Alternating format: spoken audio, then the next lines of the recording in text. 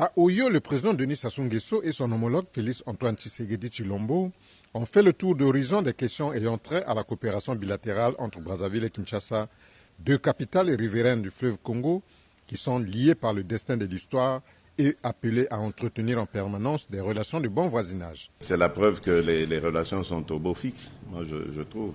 Tous ces déplacements sont l'illustration des excellentes relations qu'il y a entre nos deux pays et que nous tenons à davantage soigner. Évidemment, quand deux chefs d'État de la République du Congo et la République démocratique du Congo se rencontrent, il y a beaucoup de choses au menu de leur conversation.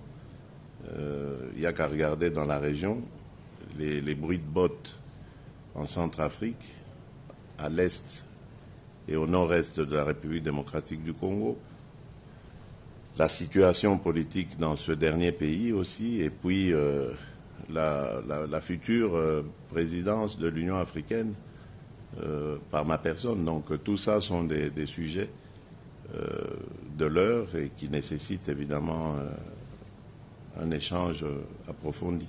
La rencontre des deux dirigeants intervient dans un contexte particulier de l'histoire politique de la RDC, marqué par la récente dissolution du bureau de l'Assemblée nationale et la nomination d'un informateur chargé de constituer une nouvelle majorité. Il est à l'ouvrage depuis le 1er janvier.